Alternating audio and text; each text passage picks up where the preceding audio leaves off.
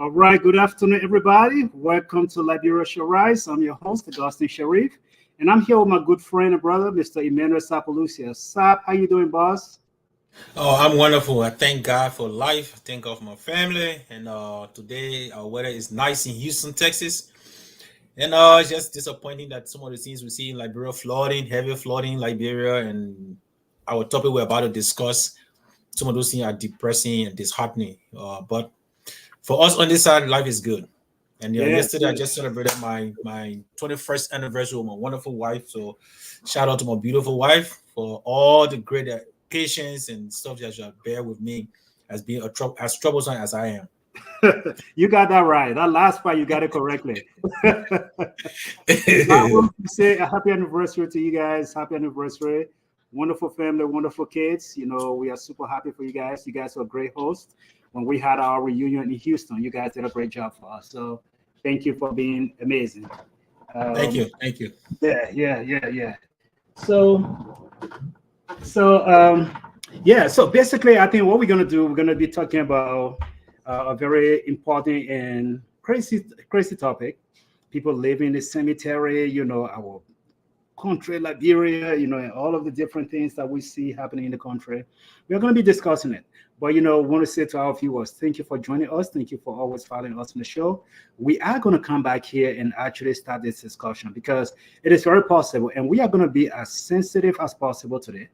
We are going to do our very best because if you know our platform is called Liberia Shall Rise. I'm wearing a shirt that says Liberia Shall Rise. And so we truly believe that our country has all the potential to rise up. But, you know, we got to fix some of the things that we see. We got a lot of problems that we need to address. And I'm promoting Liberia's culture by There you using our go. traditional shirt. There you go. You know, and so you know, and the topic we're going to be talking about Zogos living in the cemetery, and some of the videos we're going to show you. It's going to be heartbreaking because it's very possible somebody you know, or maybe some of your family members are part of this group that we're going to be discussing. So we are going to be very respectful. We are not going to be disrespectful. We're not going to say anything, but we're going to do it in the interest of our country and also in the interest of our brothers and sisters who people just call them the derogatory name. They call them Zogos. But stay tuned, guys. We are going to play our theme song. We're going to come back here to play the song. And after the song, we'll come back here and introduce the show. Whoa, whoa, whoa, whoa. Love is all we need to make it see. This is the time to come together. Keep Liberia safe forever. So open up your heart and let the unity begin. Love is all we need to make it stand. Let's cultivate one another. Learn to live together as brothers and sisters. Without togetherness, we won't have no peace of mind. Unify and have a peaceful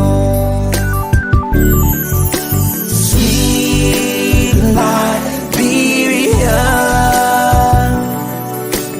land of liberty is our home. Keep it standing. This is the one and only home that we have. Sweet Liberia,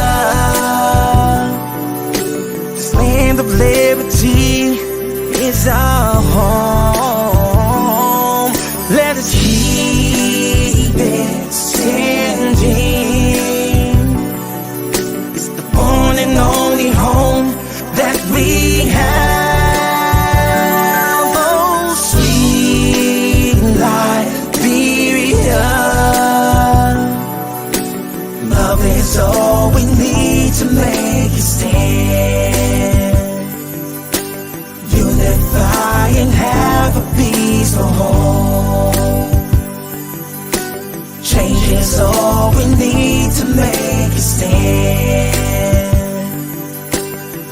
unify and have a peaceful home.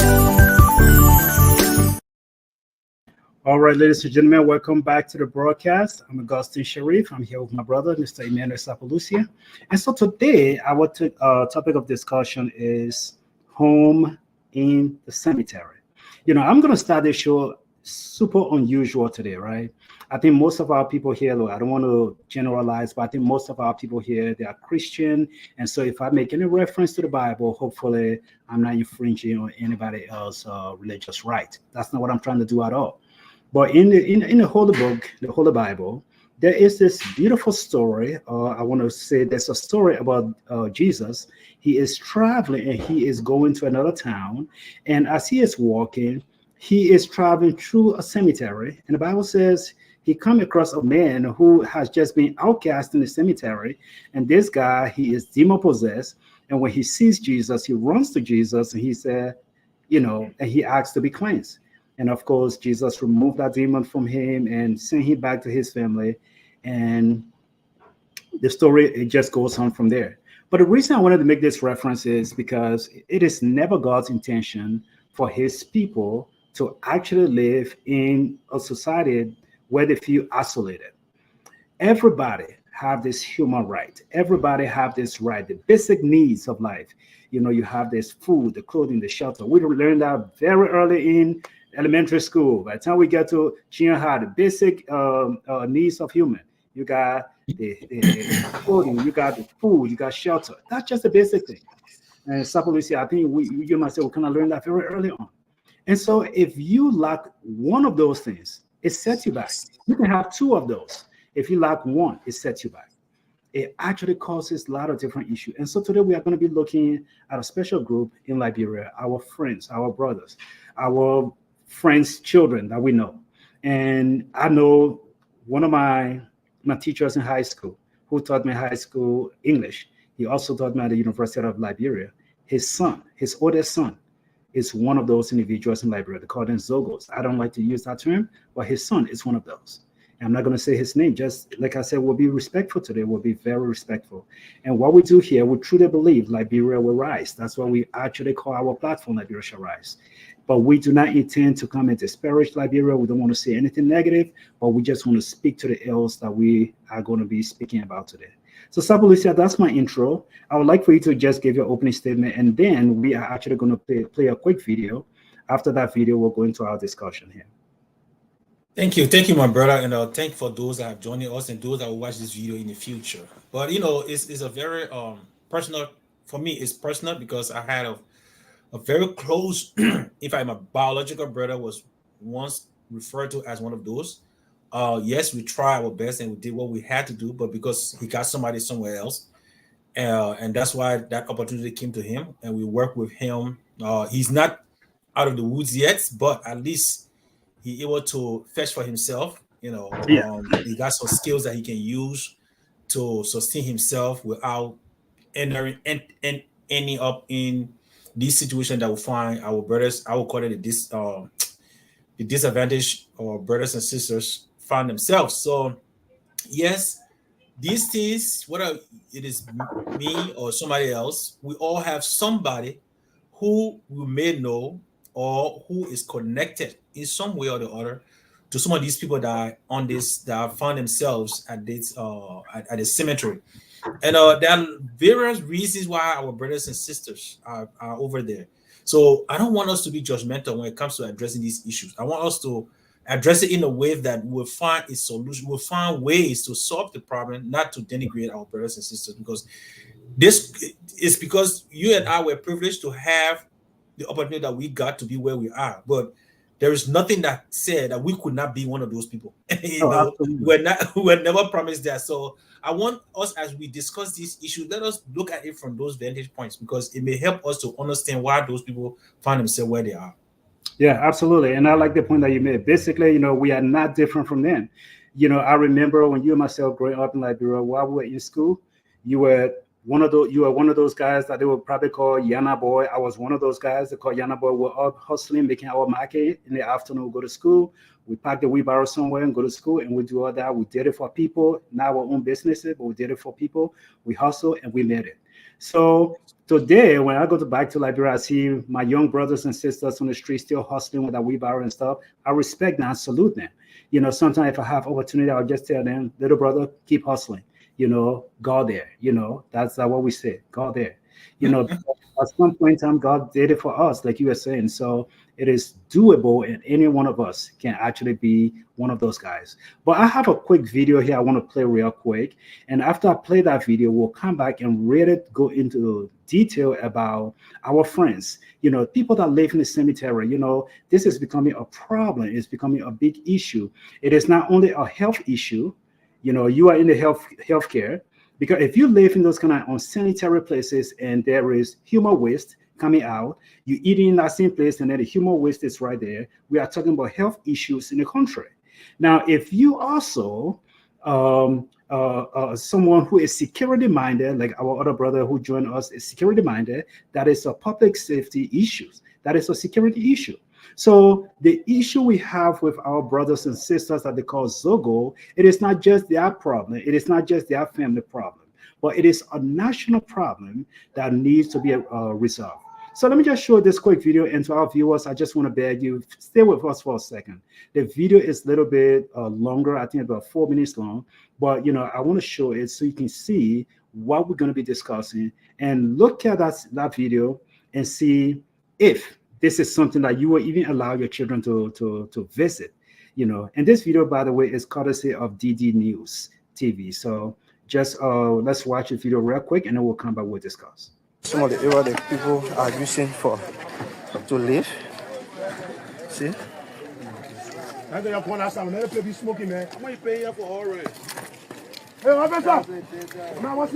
This is a sleeping spot for some of the guys that are living here. Then you are seeing magic, cigarette pack, and other items here. Okay. This is happening here at the Center Street Cemetery. See? So these are items being used by guys to taking their substance, letter, other stuff. Alright. So keep sharing, keep following. This is OK TV. My name is also Donzo, here with the guys from the Liberia Drug Enforcement Agency. So I think you are hearing the officer that gave it to me. What is he requesting for? I'm a distance but zooming. Try to get what's actually unfolding there.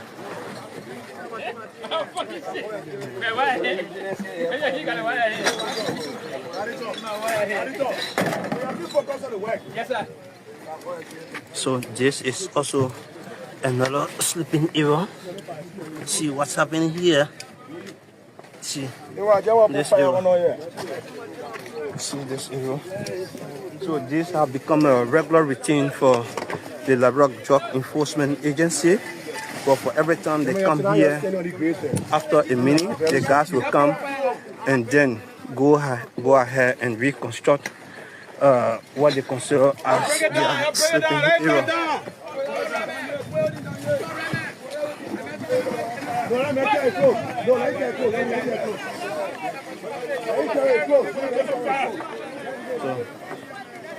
So at time, what actually baffled us, all right, the guys are selling the substance before the arrival of the officer here. They are making their way out of this area. So just to let you know, so far there have been no arrest of seller or end user. All right, but they are here carrying on this demolition exercise. Okay, this is a cemetery center, Morovia here.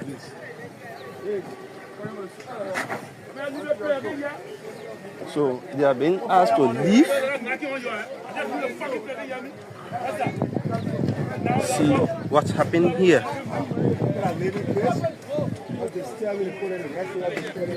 See what's happening here. Hey, you! Get on there! Get on there! I'm gonna hold you up.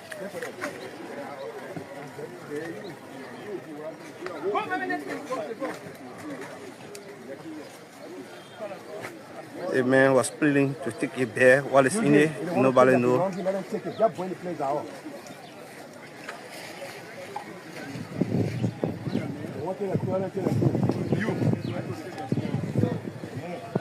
on here. Move on here.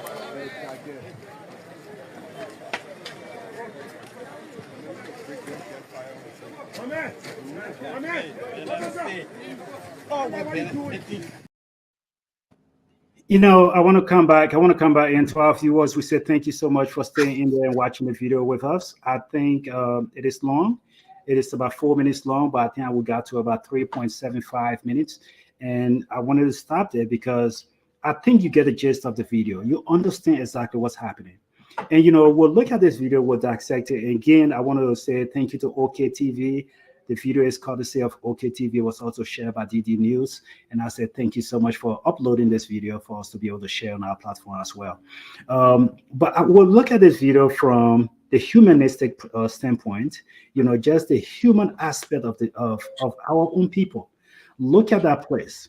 Is that a place that you will feel comfortable for your son or daughter to even visit? I'm not talking about living there. And then let's also look at it from the standpoint of the people that are buried over there. The people that are buried over there, maybe it is possible that you bury your mom over there, or you bury your dad over there, your son, your daughter, whoever it is. Your family member is resting over there. And then decoration day, you come to yourself, you say, let me go clean my grandma's grave. And then you show up, the thing is busted, her casket is gone, her bones are nowhere to be seen because those guys have ground the bone and they have made it into a powder and they're smoking it. That is true thing that's taking place in the country. So that is not even a joke. I'm not inflaming anything. You know, and you saw all of those open graves. These guys just bust the grave open and they go in there, remove the casket, remove the body, do whatever they want to do, and they're sleeping in that particular thing. You saw it. You saw it in the video. And so Sapulu said, let's just look at it from a human standpoint, and we'll bring Stephen in. Let's look at it from a human standpoint. When you see that video and your heart not break, you are not human being. And again, it's very sad. It's unfortunate. But sometimes I think sometimes this is what they're saying that they have back home. Desperate desperate situation calls for desperate measure. I think that's where these people find themselves. You know, it is disheartening to see that and most of them are young people. Young people are living in graves. I mean, they're literally in grave, right? And it is not sanitary. But I guess when you have no hope, right? I guess all the cells in your body tend to lose hope as well. So they become immune to the sanitary conditions that you guys find themselves. Because I don't see how, God forbid, I will spend a night over there and I don't leave from there with different health conditions that may carry me. I mean, I just went to Liberia and I was not living that kind of condition, but I got sick for 1 month after returning. And I did not go and spend a lot of time in the graveyard. I just passed there and sat with the guys 1 or 2 times on the Center Street itself. I didn't enter the cemetery itself like I did the last time when I went there, but just around there, you know. And I'm not saying that's the area that made me sick. That's not what I'm referring to. It did not. It was something completely different. It has nothing to do with the graveyard or Center Street. But I'm just saying that to be exposed to those kind of conditions, unhealthy conditions, unsanitary conditions, and you do it for years and years and years, I think the body becomes immune to it, right? But it is not a conducive place that anybody should visit. Let's go and sleep. And then when we look at the moral behind us putting we got the graveyard, normally cemetery are considered sacred places, right? In my culture, it is considered sacred for the independent group. Sure. It's a sacred place. When you have a graveyard, that is place you consider a sacred place for those people that are gone to the great beyond, right? Because some culture believe that their spirit are still around there to guide their people, to serve as guidance or spiritual guidance to the people and all that stuff. So which is why we even have Decoration Day in the first place, to honor them, their memory and stuff like that. So yeah, you're right. Yeah. So that sacred space is being violated by these people because, in my opinion, they are desperate to find a place to sleep.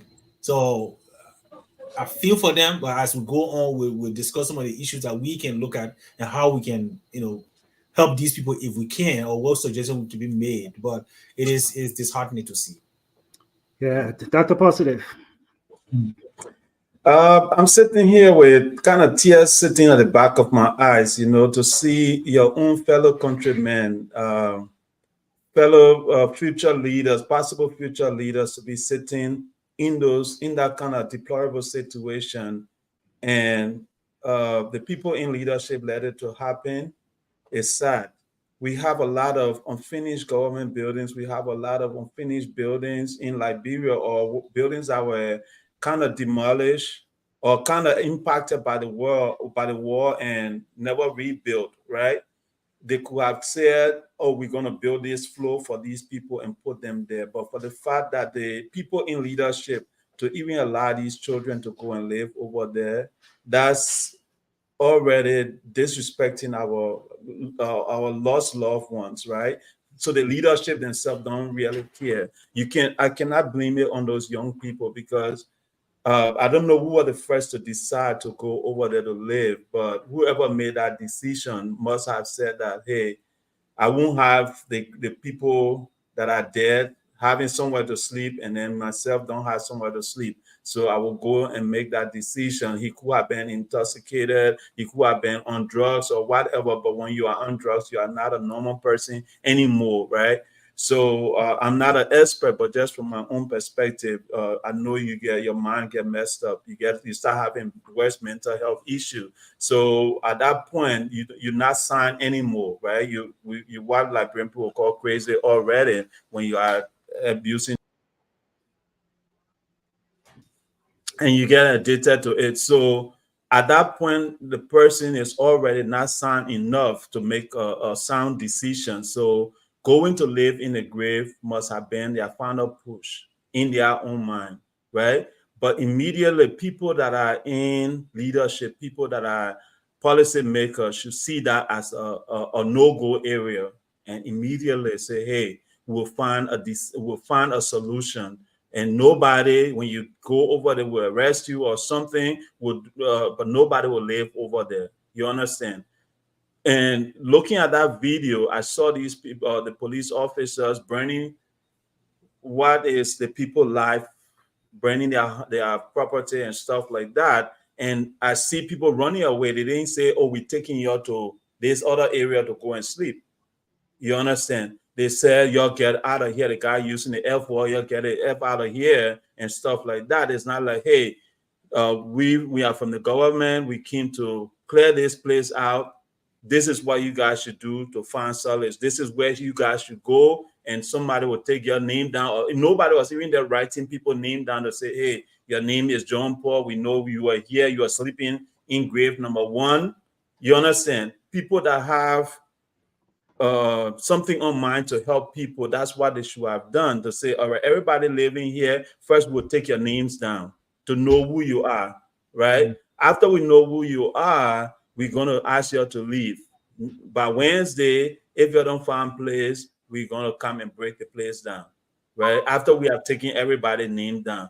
But they didn't do anything like that. They just went and started burning these people thing. And the guy that was in the grave already, trying to get his little stuff, that's his property. He may be living in poverty or nothing, but he probably has some possession that he owns, whether drug is in that bag or whatever, nobody know, but that's his belonging. So nobody can qualify how valuable it is to him. But the fact that they were telling, the other guy had a stick in his hand already, like threat.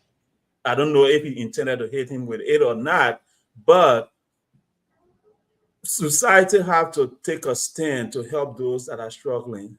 Liberia, with all the money we are making, there's no need for our children, for our brothers, for our sisters to be living in the graveyard. Yeah, yeah. So, gentlemen, look, let's look at this. When I went to Liberia, I visited Jacinto Street graveyard, and the reason I visited the place is because prior to leaving Liberia, I lived right down the street. There was a place that we used to call KKI, Get Street South Beach, right after you pass the prison compound, right down the street towards the beach. And we used to live in that area. And because we live there, I always walk that place. And that place used to be among some of the cleanest spots. Decoration day, you see people decorate that place and make it nice and clean it good. Nothing throughout the year was perfect, but they would clean it and we didn't have people living there. And let us also be very clear. I don't want us to just be one-sided, because I did some research around the world to see where other people are sleeping in the graveyard, where people are inhabiting the graveyard and sleeping there. In the Philippines, they have a whole community that just live in the graveyard. And these are deplorable people. These are people also on drugs. These are people who have nothing.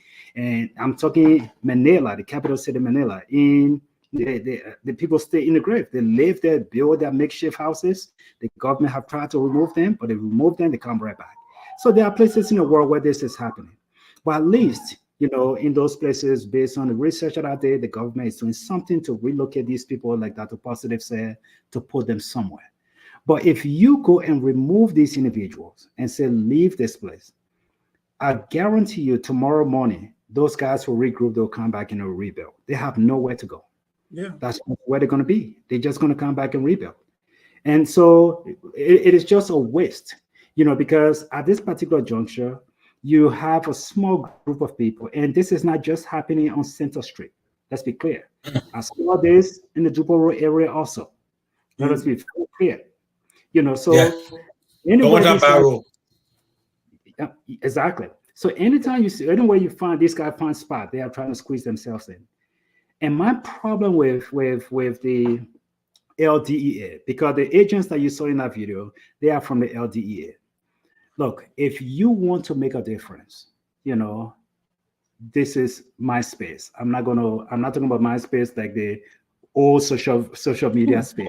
But I'm saying, when I say this is my space, I work with people who are actually on some of these substances. And the crazy thing is, when you want to get rid of these things, you don't go after the little guy who just buying it from someone. Matter of fact, you make that little guy your friend. Let the little guy show you who he buy it from. And then the person that sold it to him, you contact that person till you hold that person. Let that person show you his boss. You keep doing that until you get to the big fish. You get to the big dealer and you really get rid of those things. But I can't confirm this story for a fact. But if the LDEA themselves, they are arresting drugs or they are confiscating drugs and they're receiving bribe and then putting the red back in the street, it will not stop. It will not stop. So, Sabalucia, let's look at it from the health standpoint, because for you are in the health space. And so let's look at it from the health standpoint. Like you were saying, people who have lived in such conditions so much, they might get immunity to it. But however, though, if they leave that place and they come in a community, what are they bringing? If they go and defecate somewhere and somebody step in it, what are they transferring to other people? So let's look at a health standpoint from that particular place. So yeah, and you exactly, you're right. You just reminded me of me going to Phoebe Hospital to visit somebody in the emergency room, and then you get to Phoebe, approaching to the emergency room. There's it's a down slope, right? And you say, hey, I want to use the restroom, and they tell you, oh, just go behind there. This is a health center, and you go whatever you want to do, you do it behind there. But this is a rainy time because it was around June, July. So you go and do whatever you're doing over there, and then the same thing that person just did, that waste they just put there, it drains down to the entrance of the emergency center. Now, and why am I saying this? Most of our people in Liberia do not have proper feedwear to protect them against water. The flooding or the whatever rainy water that is on the floor, right? They don't have those protective wear. So if you have a little cut on your skin, guess what? If that person have any kind of bacteria that is easily transmitted through your skin, it's going to enter chlamydia, gonorrhea, whatever that can go through the skin. It will go there, right? And it's the same with the guys you're talking about from them. Yes, they may be a carrier. It may not be affecting them. It may not have a negative impact on them. However, if they come in a community, that can be passed on to another person. Because there are people who are carrier of conditions or diseases that it doesn't manifest anything on their well-being, right? But they can transmit that condition to somebody, to a vulnerable population. That is why people who are vulnerable health-wise, we try to keep them away from people who may be carrier of certain conditions, so that their compromised immune system may not be affected by other people from the outside. But you struck a point that I would like to really talk about. You know, if and I will come out. I don't want to lose this particular point. This action by these people is not intended to solve any problem. It's intended to give them publicity, to make it seem that they're doing their job. But this is what I can tell them if you are doing your job. If you really wanted to solve this problem. One, you have social worker with you. Two, you have some religious, because Liberia is a religious country. You have religious people with you they'll be providing some kind of counseling for these people. Three, you have a relocation center for these people, right? You have something in place. Look, I have talked to some of these guys are university graduate student, LU, not any other university. Liberia University graduate student. I have sat with some of them and I have talked to them and they are intellectually inclined. But the reason some of them you see them here is because there is nothing to be done. They have nothing to do. The guy graduated from college. He got a bachelor's degree in accounting because that's one of the most graduated students in LU, business college. But the man gets out, he has nothing to do. So he get frustrated and start to look for the easier way out. If he try to sell and he can't get it, well, somebody bring a substance to him that will make a brain numb to that for that day. He thinks it's a solution, a quick solution. That's how people become alcoholic. That's how people become drug addict. It's not anybody can become drug addict. I'm sitting here, I can become a drug addict, depending on what condition I'm facing, because I'm trying to turn to something to solve, to suppress a certain pain. And that's how it starts. It's not like some of the guys just go out there and say, I'm going to look for a drug. No, some of these will start from just a fresh one. Because I'm stressed out, I'm depressed, and I'm frustrated. So somebody come and say, hey, but try this weed. And then I take that weed for that day, and it makes me feel different, that I'm not thinking about my problem. Then I turn to that now to become the solution of my problem. And that's how some of these guys go to the far beyond. So we shouldn't make the thing seem as if to say these people just looking for drugs to do. But to be frank, our state have failed our people.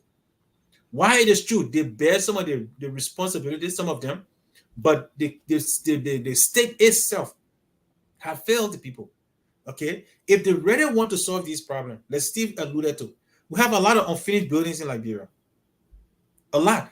Currently, we still have, I think, the housing bank that was right there on Ashmore Street. It still has not been completed. That is a place that you can relocate those people. You can fix it and relocate them there. Are every one of them going to leave? Not really. Some of them will still go, but eventually you will get rid of most of them. But if you have no place to relocate these people, you can just come, get out of here, do this one, and you're not finding. It's not. The intent was not, and this is just my opinion and from my observation. This was not intended to help these people. It was only intended to make them look like they're doing their job. Maybe they have wrote some kind of proposal and give it to the government or some non-profit organization to say, oh, give us any amount of money, and we'll get this thing done. And they go and do that to put it on YouTube and other places so that they can feel, oh, the LDE is doing that job. But it did not work. It's just something that is there to discuss. I mean, to put smoke screen in the air for us to see. Yeah, and again, we have to look at these guys. Look, when I was in Liberia, I know we keep going by because I want our viewers to really know that, because most of the time, even when I was in Liberia, I heard this. People would say, oh, you know what? You guys just sit in America and just talk all kind of things. You're not even on the ground. You don't know what's happening. But we are giving first-hand report. I was in Liberia. I visited a cemetery. I've spoke with people. Like Sapolisi was saying, look, I had my University of Liberia professor teaching me English. His oldest son is one of those guys. And I know other people, family members who are part of that. So we are not talking about some kid, back then they used to call us the Grenade boy. I'm not talking about some Grenade kid who just walking around and doing anything crazy. I'm talking about people who just give up on the system. And look, the one thing you can actually do, honestly, you can do. And I think this is why we want to be very respectful of this subject matter. We are not trying to bring down people who live in the grave. Condition got them there. Situation got them there. They feel like this is the best place they can be. But look, you are not talking about 3 million people in Liberia, 3 million Liberians that are suffering from this. And I don't know what Ian or Jagger or Jäger is talking about. He said, I live here. It is better than Vancouver. I don't know what Ian means. I don't know if he's talking about he live in a grave or in a cemetery or he live in Monrovia. Maybe he thought we're talking about Monrovia. in general. Yeah, he lived in Monrovia, but I don't think he lived in a grave. I don't think he lived in a in a cemetery. grave. Yeah, so I don't think so. So no, we're not, brother Ian. We're not talking about, we're not disparaging Liberia or Monrovia. Forget that. We're not talking. We are talking about people. Our show today is actually focused on our brothers and sisters that live in the cemetery, Center Street, Congotown. I mean, all of those places, Dupo Road, where these guys are living in a cemetery because they have nowhere to go. That's what we're discussing. And that is a sad thing. So we already look at it from the health standpoint. But let's look at it from a safety standpoint. I guarantee you, Sabalusi, I'm telling you this is serious thing. When I live in Monrovia, again, I keep going back to it. When I live in Monrovia, that Center Street Road, from the Gelley Street side, I would take that Gelley Street Road and walk all the way until I get down towards the beach, Gelley Street Sub Beach. That's where I live at the time. I would take the Center Street side sometime and walk all the way down. It can be 6, 7 o'clock in the night. I will walk down, not be afraid. The only thing I used to be afraid of, I'm afraid of spirit. In my head, I used to think, oh, that's a ghost. Get me. Be afraid of. But I never got afraid of hot man. I never got afraid of, some Zogo jumping me or stuff. No, never did. But I guarantee you right now, 6 o'clock, you dare put your foot on that Center Street side of the road and say you're going to walk over there. So let's look at it from a security standpoint. Let's start with you. Yeah, so from a security standpoint, I would just allude to 2 cases, right? A friend of mine was telling me that her uncle got stabbed by some folks that came to his house. And it happened that he recognized one of the persons that came there, and they said because he called the person name, they never heard him yelling the person name, and then eventually he died, right?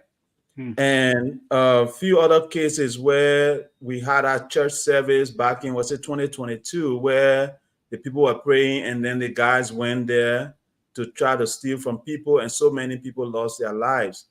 I stated this a long time ago, even before this thing becoming a menace to society now, that first off, somebody have to realize that Zogos are our own children, right? They are our own children. They are the future. They're supposed to be part of the future generation of Liberia. And as a people, we are ignoring them completely. And if you ignore a man, like especially, they said people that were Zogos supposed to be ex-combatants. And it's not anymore true, right? It's not 100% true anymore. But they could be ex-combatant children too, though. You understand? Because those guys that were abandoned, some of them ended up on the street. Some of them ended up other places. They had girls pregnant, they walk away, and those girls may have walked away from the children, or some of them may have died, and our children end up on the street, right? So we don't know the whole story of how these kids ended up on the street. But long story short, when I did this show about 2 or 3 years ago, I said that it's a state emergency that needs to be handled, right?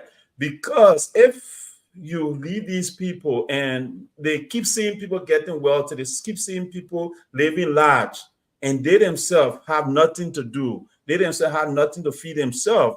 The only thing that will be left is if we go on the street, and now when they're even standing on the street, trying to wash people's car, trying to tow your bag and other stuff, people saying things to them that is demeaning, right? So over time, some of them will get angry and say, I'm not going to make myself small anymore. And they want pepper, I will give it to them. I will go and rest and come at night and steal from them. You understand? So eventually these people change their mind from being a good citizen where I go and wash your car, I get $10, I keep it over time, and then I can buy rice and eat something small, even though that won't take care of my daily life, but at least I will have something to hold on to, where I'm not stealing from anybody. I'm doing something that is making me small money so I can survive from it. You understand? So if at some point the government doesn't decide to find a permanent solution to this thing, and when it was happening 2 or 3 or 4 years ago during Ellen time and stuff, it wasn't as bad as it is now, right? It could have been tackled. They could have put a center somewhere, register all those kids, and put them somewhere and say, once we put you on this list and you come to this house and you leave from here, we'll arrest you. You'll stay in jail for 6 months. After staying in jail for 6 months, if we get you again, we'll put you on some kind of rehabilitation plan where we'll take you to this center first. We'll take you to this place where you live normal life. If you don't abide by this, then we'll take you to this rehabilitation center where you cannot leave the house at all. You will stay there until you are killed from your drug attitude. You understand? If the government has started taking that step back from 2016 to now, but now we probably will have maybe 2% Zogos or 3% Zogo or maybe less, right? But since early time, all you hear is talk. No rehabilitation center. They said Darius Dillon was building something. It's still being built, and he been in office all this while. If it was a government project, the money should have been allocated for the government to pay that money to get it done. Not just one senator building a rehabilitation center. It should be a government initiative, not just one person. And my thing is, it's urgent. It's still as urgent as it was 5, 6, 10 years ago when it started. So somebody, I know Joseph Parker talked about it in his speech when he was taking inauguration speech. Somebody needs to take action now. If not, all of us, life will be at risk, because these children, these people need to feed themselves. They need to take care of their family. And if stealing is the only way they have to do it, I'm sorry to say, they will rob all of us to feed their family. Sapalicia, let me get to you on the security issue. Let's talk about the safety. I know when I use security, I'm not just using it in terms of, but let's talk about the safety issue. So it is a very critical security state. In fact, it's like our brother said, it's a state of emergency, right? But I wonder why the health ministry is not the one doing this. Because if you look at it's a Ministry of Health and Social Welfare. Have they changed it? No. Because the social welfare still falls under the Ministry of Health. Mm-hmm. So instead of the DEA in this place and arresting people, and in fact, they don't even arresting, they just removing the people, which I don't think should be part of that job. Because your job as LDEA, Liberia Drug Enforcement Agency, is to look for drugs. You're not the one that's really bringing people homes and stuff down. That's to be part of the city police. That's city police job. Moreover, city police. That's what they do. They break because they keeps the the municipal law. Municipal law, something like that. City ordinance. The city police enforces city ordinances, and to back them up is the national police, not the Liberia Drug Agency. Okay, so you see that's what we talk about, overlapping of function, and that's why the country is almost disorganized, right? And it's unfortunate. Not that I want to bring Liberia down, but we have to identify some of these ills so that we can correct them, right? Security-wise, if we really want to tackle it, it will be to address some of the causes, and there where the Ministry of Health is very important, right? The security that imposes. Steve had already talked about it, the stabbing of people, using them. But again, it comes back to our government. I don't want us to limit government just to the executive branch, because that is not the government. We have 3 branches of government that make up the national government of the Republic of Liberia, right? So if one branch is failing, the other branches should be able to pick up the slacks and correct them. But we don't see that. Everybody put all the burden on the executive branch because they feel that the executive branch must do everything. But that's not how it works. The only way the executive branch will do her job if the legislature can hold them accountable and account for those things that it's supposed to do. So it is a security risk. In fact, they themselves, the politicians, are using it to their advantage, because these are the people they use. In fact, they patronize their drugs habit so that they can mobilize them to jump in the street to advocate for them. For example, if Emmanuel went and stole money from the Ministry of, let's say, whatever are working from the government, and the government decided to prosecute me today, all I got to do, take $200 US to the guys in the graveyard, buy some stuff for them, or get in the cash because they will easily get, and they say, look, tomorrow morning, they will be coming to the Temple of Justice. You'll come over there. And they will come. And then promise them that after that, I will do this for you. So, yes, as we discuss security issues, they themselves are the one creating these security concerns. The government officials. where they just like just recently they were talking about removing the CDC government, headquarters from where it is because according to some legal issues are following. Now, who do we see? It's not that I didn't see. You don't see the top bra of CDC over there. You see the unknowns wearing CDC t-shirts. People who have never been seen on Facebook, in their meetings, in their whatever program they still have on the pulpit. You don't see them, but you see unknown people wearing CDC shirts to go and demonstrate. They see with Unity Party, they see with ANC, any political party. So they themselves are creating this security risk, hiding behind it to get their aim accomplished. But it is just wrong for our country. Yeah. It is completely wrong. It should not be tolerated. Yeah, I think we have looked at it actually from just the public health perspective. We look at it from a safety perspective. You can look at it in so many different ways, and you just know that this is wrong. Look, Liberia has so much potential, and I think there's so much that we want to show to the world. We want to highlight the world. We want to show people what we are made of. Liberians are hospitable people. We have a lot of beautiful beaches. We want people to come and see the natural resources that we have and just the beauty of the country, come and enjoy it. But look, you will not enjoy it if for some reason, I remember when I went to Liberia last year, not this trip, but last year, I was on Broad Street. I was on Broad Street, and I was just so happy to just be back in Monrovia. I was on Broad Street, walking around, and I got a phone call that came through. Took my phone in my pocket, and I was on my phone. And then one police officer I was sitting there and said, "Robbie, you got to put that bag in your pocket because if you get Bluetooth, use a Bluetooth because they're picking up a jacket from your hand before you know it." And since this is a police officer who was telling me this, right? And he said they were jacking from me. And the beginning that he was talking about, he's referencing some of the motorcyclists who are also, some of them, they are hustling too. That's Zogos. Yeah. And another thing that has happened, I think because the capital city is now moving towards the Peninsula area or has moved towards that area, Cinco being the new capital city going that way, Central Monrovia at night, it is a ghost town. Except people who live there, they are already locked up. You're not going to see people up and down. If people want to go to the club, they want to go have a good time, they're not going to Central Monrovia. They're not doing that. They're going all the way to Cinco to go do that thing. That's where the Calabash and La Lagoon and all the other places, the European bar, that's where all of those places are. They're not going Central Street because those people will be sitting there and cars are getting broken into and things are happening. And basically, that is just that risk that we have to talk about. But let's bring this back home. We had Honorable Dixon Sibo on the show. I think it was back, I want to say 2023. We had Honorable Sibo that came on the show. And we're talking about the same issues because that stampede that took place with Zogos going to the crusade and people getting killed.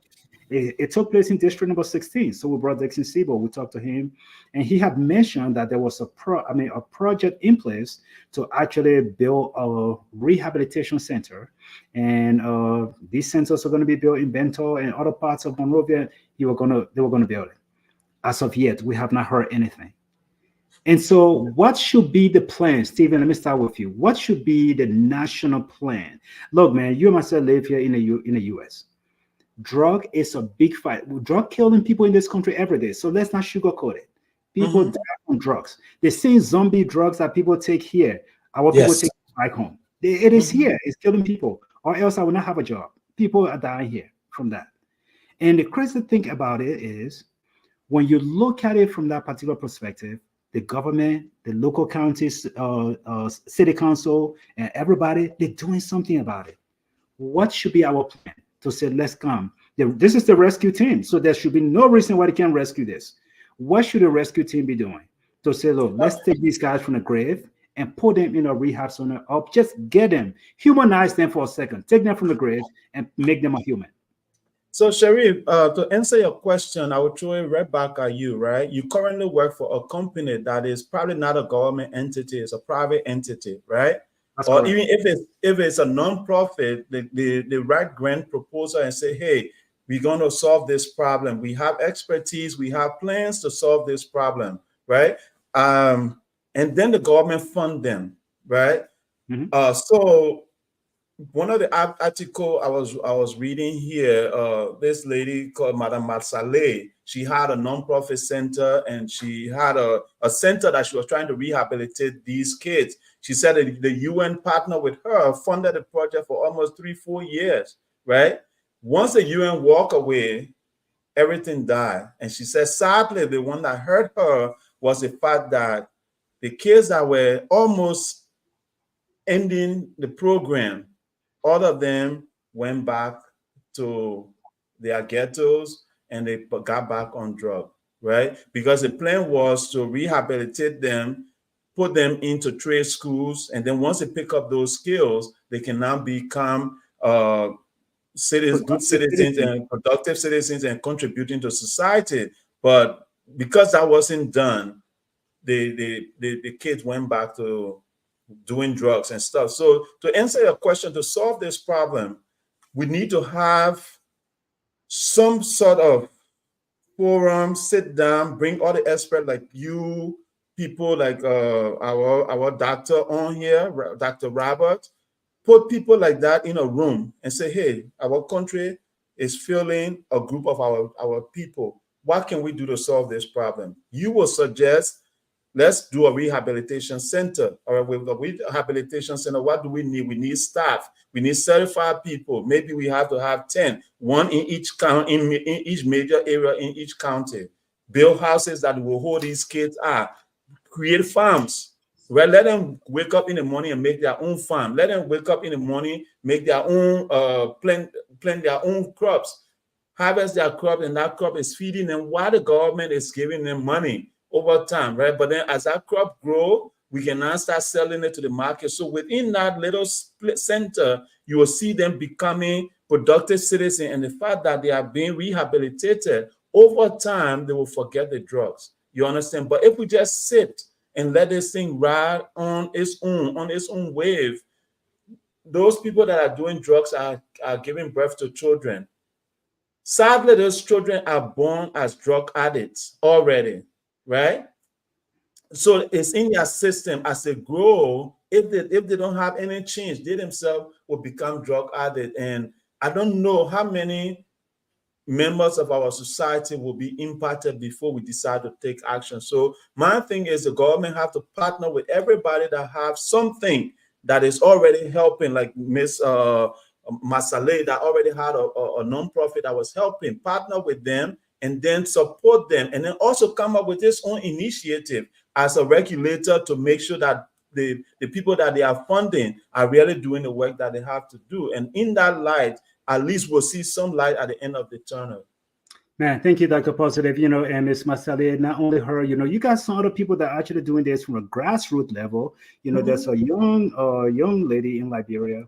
Her area is called JoJo Coffee House. Yeah, and so she's doing her best too, but the funding comes very slow. She's not getting some kind of support from the government, but she is doing her best. And now because of that, she have to charge. And so only people who can actually afford and say, look, my son is having this issue, can go to her place. But she have something. If the government were just to step in and say, look, Jojo, you got such a good structure, you got something good going, we'll partner with you. And every year we want you to rehabilitate 500 individuals and give her the funding and expand the place. That would be great. But, I think I see your point you make it. Sabalusi, I'm going to bring the same question to you, in terms of, what can we do? Because we don't just want to discuss the problem. We got to try to find solution.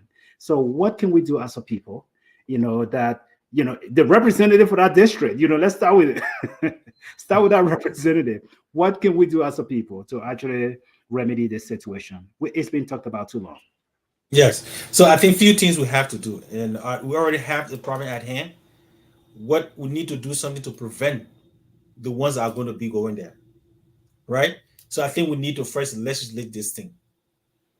Look, most of the benefit that Sherry has today to have a job as a social worker is because there's a law that require the state, the district, and wherever to provide these services to that population, right? So that's one of the first things we need to do. Because if we have those laws in place, if we have a legislature or a law that is enforceable by the executive branch, and that is everybody doing their job. That is the legislature holding the executive accountable to do his or her job without receiving brown envelopes. If we can have that measure in place, start with that, then we'll prevent the future disadvantaged or young people that will go in that area. That's the first thing we need to do. That the both of you have said, private-public partnership is very critical in this point. In that the government will partner with the private entities and make sure they have a smart goal in place, right? You, the private entity, 100 people from this time to this time, this is what we expect to have. And then maybe 5 years from now, we're going to bring this batch or this group, right? And over time, we'll reduce the number. So we need that.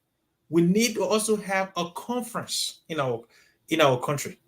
That is Liberian experts. We don't have to always rely on the foreign experts because they don't know us as we know our people. Those are the things we need to get rid of. We need to get rid of relying on these foreigners to understand our problem. The way you and I will solve drug-related issues in the United States, honestly, I can tell you 80% of the time it's not going to work in Liberia. No, it's not. So you have to address it the way the Liberian people think. One of the things I will have, because what helped my I think before he came talking about my own relative was we took him in Kakata. They have a person there, right? Yes, he didn't commit any crime to go to jail, but to remove him from that environment, he was in jail for almost 7-8 months just to keep him away, from being exposed to somebody giving it to him, right? And he was there for that time.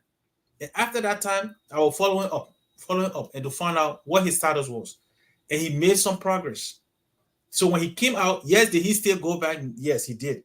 But it was not as worse. And I'm sure I know he's still hiding from me, but I'm sure he's still doing it, right? But but at this time, he's doing his own thing where he can manage his own life without anybody interfering in that, right? So what I think the government can do is just that we have the prison compound they have in Grand Juliet that early Johnny said open. Why not initiate the same thing for these people? Open, we got a land, 1,000 acres of land.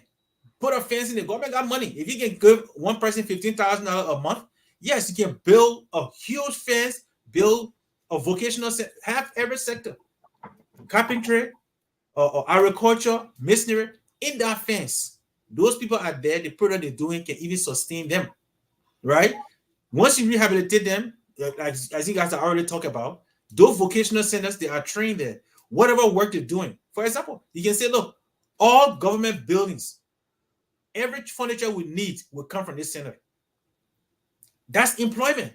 They are producing infrastructure, or furniture for the country. All the paper we use for the schools, if you want to provide or food, or the hospitals for that matter, all the paper we're going to use for JFK and all the government public hospital is going to come from this place. Now, those people are no longer sitting in Central Street or Commodore Barrow in our unfinished building. There are a few unfinished buildings over there that they use. They're sitting in there and other places. So these people will be now useful to society. The money they're generating will be feeding them, will be sustaining them. And guess what we're going to be creating? Something that the Liberian government is not familiar with. We'll be creating jobs. Guess what? You'll be creating jobs. In that infrastructure you just built, that 1,000 acre or whatever, you need a hospital there. You need nurses, you need doctors, you need social workers, you need laboratory scientists, you need security to be there. You got psychologists. Yeah. Yes, so that plan was create jobs, no less than 1,000 or more jobs. So the problem to solve it, I think, in my opinion, is kind of easy. But again, unfortunately for us in our setting, we are not used to solving problems. We just want to talk about the problems, we want to complain about it, but we don't want to solve it. But in my opinion, that's my suggestion or my recommendation for solving that problem.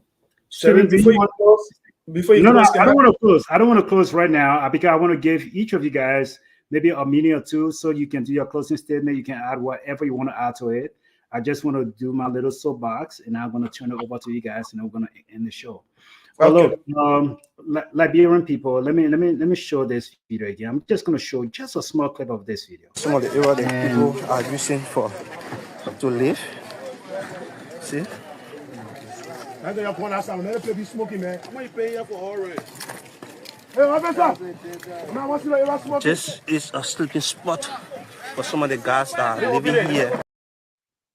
Look, I don't want to show this video too long. Maybe most of you guys have seen this video already. But you guys know me. Usually when I come on this platform, I'm jovial, I'm laughing, I'm all jumpy, and we just have fun, because we truly believe in the potential of Liberia. Our platform is called Liberia Shall Rise for a purpose. Whether we got 4 people here watching us, whether we got 3 people here watching us, hopefully you 3 will pass that information on to us. We're not monetizing, we're not trying to make money, we don't try to be famous. But we really, really, really believe in the potential of Liberia, and we have Liberia at heart. We are Liberian to the core. Each of these guys you see here on the screen, these guys don't just sit in America and run their mouth. These guys have businesses that they run in Liberia. They have things that they do in that country. They got things, they got family, they got potential, they got a lot of things.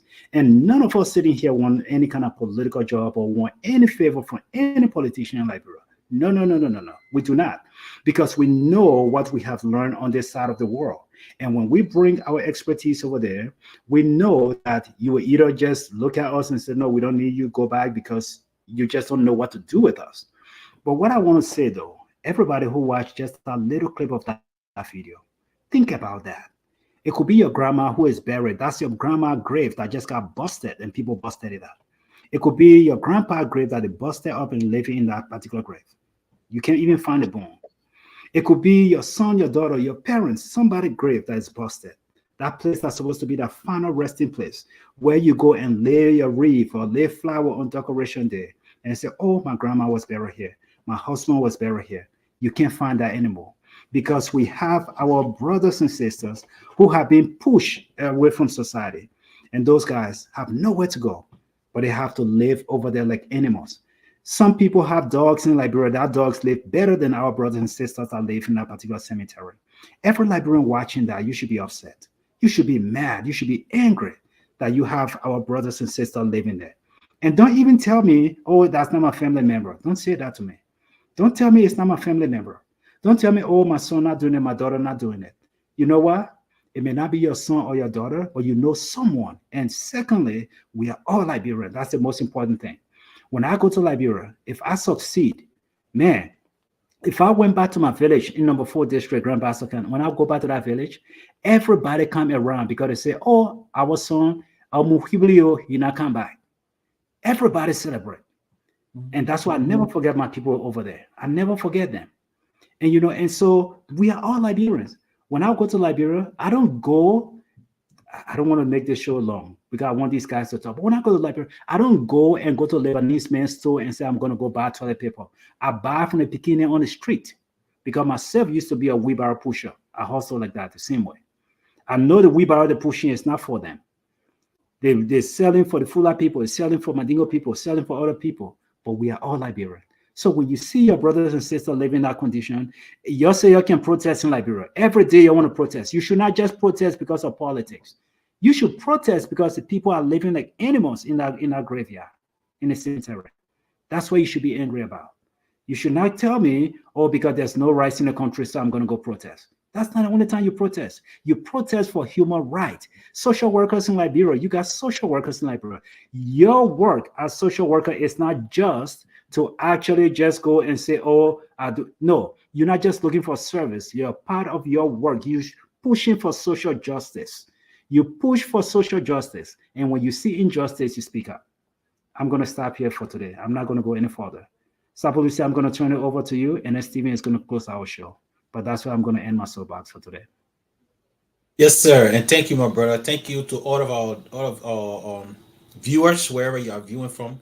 You took time out of your busy schedule to join us. But it is because it's very crucial, it's very important that we identify these things and see how we can correct it and move our country forward.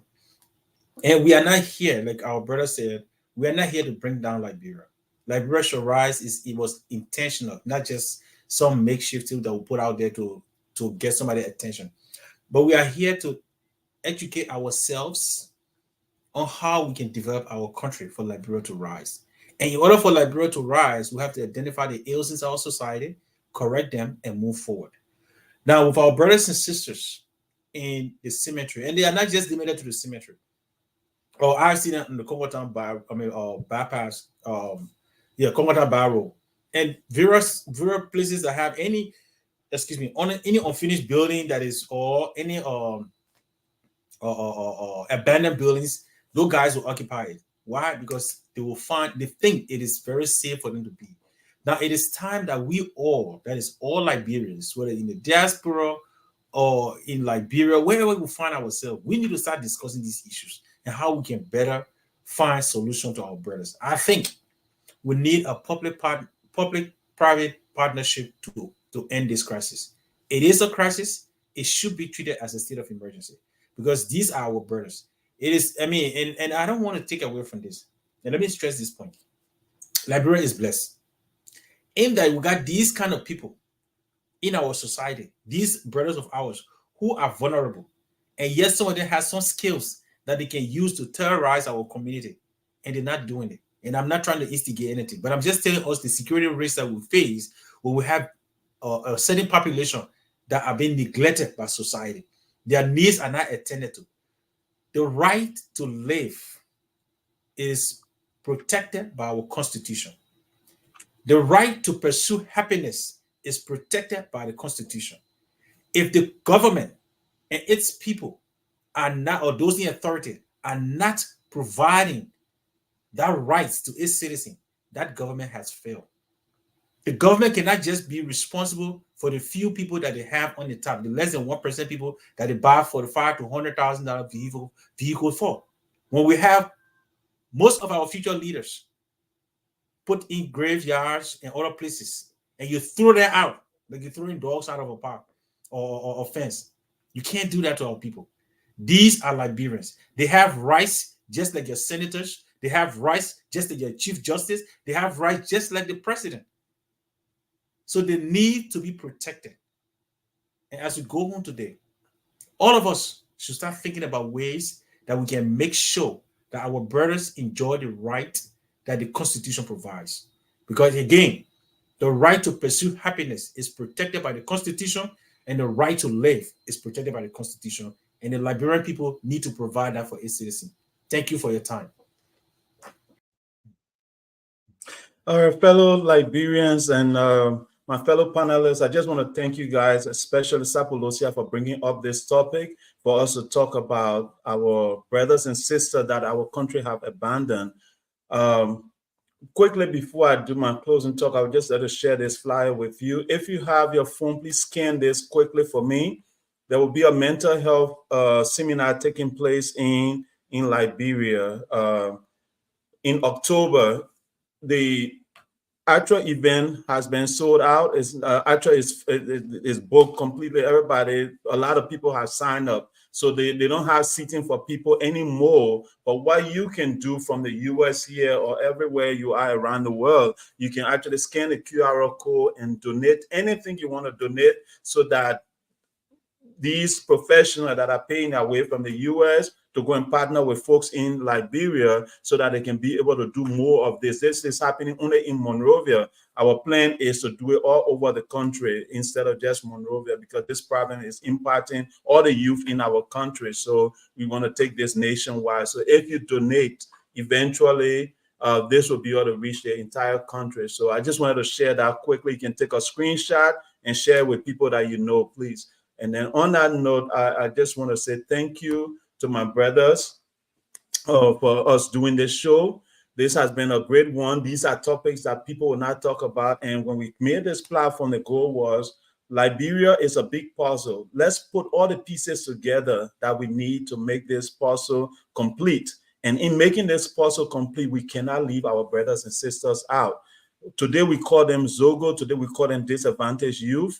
But they were somebody's child. They are children that either their parents died and they are no longer around. They had nobody to look up to. And sadly, society failed them. Our country failed them. So what we are asking is our government take a stand today, find some means to solve this problem, because we cannot leave a certain group of our citizens aside for them to die, or then for them to even go and disturb the dead, right? to disturb the people that have died, that are in their resting place, for our young people to go and kick them out of their resting place. That's a shame to our country. So right now, we need to take every step, every action we can take to solve this problem. So I want to say thank you to all of you guys who watched this show today. Please share the video. This is Liberia Shall Rise. We are here every Sunday at 2 p.m. Central, which is about 7 p.m. in Liberia. So please share and talk to somebody about the platform, and come back next Sunday. And then also we are here on Saturday at 1 p.m. So please share and join us every Saturday and Sunday. Thank you so much. You guys have an outstanding day. And indeed, Liberia shall rise if we decide to step up and solve some of these problems that we have highlighted here today. Thank you so much, Mr. Sharif. Thank you, Mr. Sapolosia. You guys have a great, great, great, great week. You guys left me alone. Okay.